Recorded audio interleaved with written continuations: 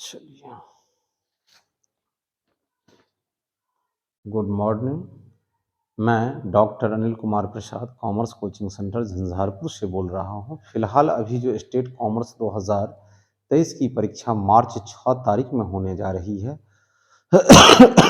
उससे संबंधित एक टॉपिक को कॉस्ट अकाउंटिंग से ले रहे हैं।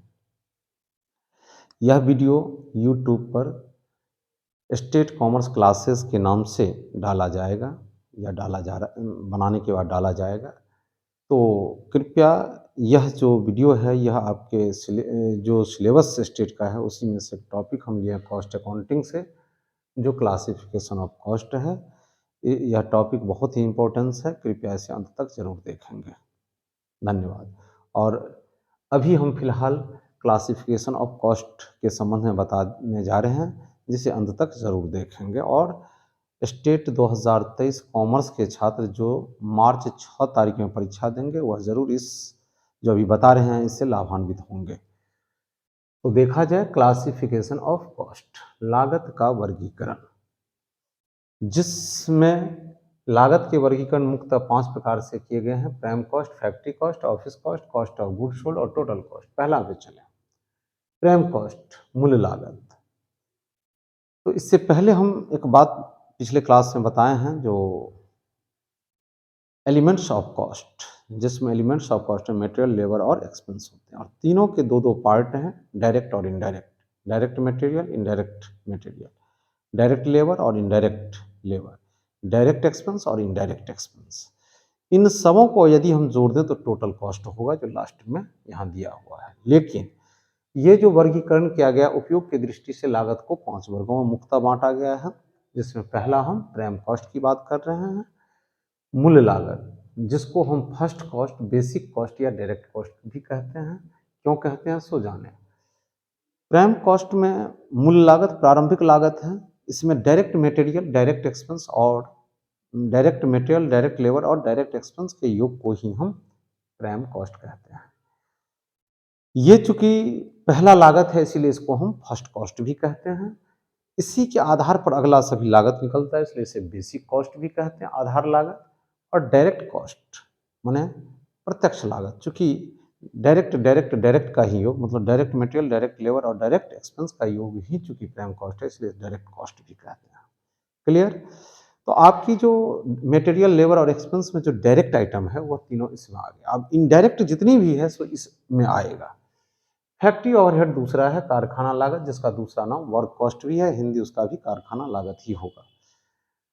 तो प्राइम कॉस्ट में जब कारखाने से संबंधित व्ययों को जोड़ दिया जाता है तो उसे हम कारखाना लागत कहते हैं। डायरेक्ट के अलावे ये है, लेकिन कारखाना से संबंधित है। तो क्या बोले, प्राइम कॉस्ट में कारखाना से संबंधित व्यय को जोड़ देते हैं तो उसे हम फैक्ट्री कॉस्ट कहते हैं। क्लियर। मतलब अर्थात इसे हम कह सकते हैं दूसरे तरीके से, जो प्राइम कॉस्ट में सारा चीज डायरेक्ट है और इधर का सारा इनडायरेक्ट है। लेकिन कैसा इनडायरेक्ट, तो प्राइम कॉस्ट में फैक्ट्री से संबंधित ओवरहेड माने फैक्ट्री ओवरहेड को जोड़ देंगे तो फैक्ट्री कॉस्ट हो जाएगी। नेक्स्ट है तीसरा, ऑफिस कॉस्ट माने कार्यालय लागत। फैक्ट्री कॉस्ट में ऑफिस से संबंधित व्यय को जब जोड़ देंगे तो वह हो जाएगा ऑफिस कॉस्ट। अर्थात फैक्ट्री कॉस्ट में ऑफिस ओवरहेड, कार्यालय से संबंधित व्यय को हम कह सकते हैं ऑफिस ओवरहेड। तो फैक्ट्री कॉस्ट में ऑफिस ओवरहेड को जोड़ देंगे तो ऑफिस कॉस्ट हो जाएगा। इसे हम कॉस्ट ऑफ प्रोडक्शन के भी नाम से जानते हैं, उत्पादन की लागत। नेक्स्ट है कॉस्ट ऑफ गुड्स सोल्ड, वस्तु बिक्री की लागत। जब हम ऑफिस कॉस्ट अर्थात कॉस्ट ऑफ प्रोडक्शन में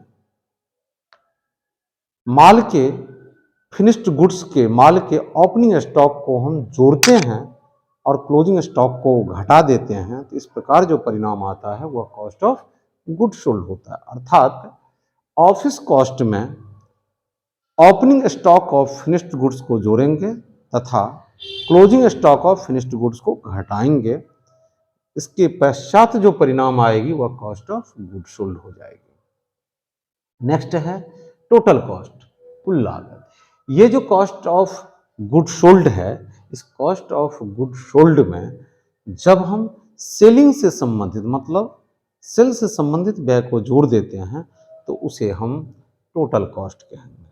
अर्थात कॉस्ट ऑफ गुड सोल्ड में सेलिंग ओवरहेड को जोड़ देंगे, वह टोटल कॉस्ट हो जाएगा।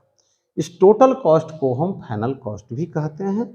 यही सबसे अंतिम लागत है, अब इसके बाद कोई लागत नहीं, इसीलिए इसे हम फाइनल कॉस्ट भी कहते हैं। क्लियर?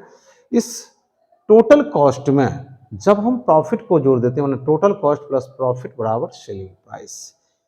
तो जब हम स्टेटमेंट ऑफ कॉस्ट या कॉस्ट शीट बनाते हैं तो इसी रणनीति के आधार पर ये जितनी क्लासिफिकेशन ऑफ कॉस्ट है इतने स्तर की लागत निकाली जाती है। हर स्तर के लागत का अपना महत्व है। ठीक, तो इस तरह आज की जो अभी की जो टॉपिक है इस क्लास में क्लासिफिकेशन ऑफ कॉस्ट अर्थात लागत का वर्गीकरण, इस संबंध में आप अच्छी तरह अब समझ चुके। इसमें से क्वेश्चन जो आएगी यदि तो आप निश्चित रूप से सोल्व कर पाएंगे। कैसे क्वेश्चन आएगा?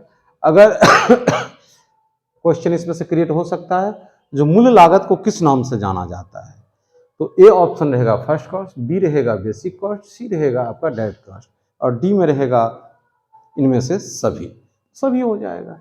इसी तरह लिख देगा जो मूल लागत में कारखाना व्यय को जोड़ते हैं तो क्या कहलाता है, तो उसे हम कहेंगे फैक्ट्री कॉस्ट अर्थात कारखाना।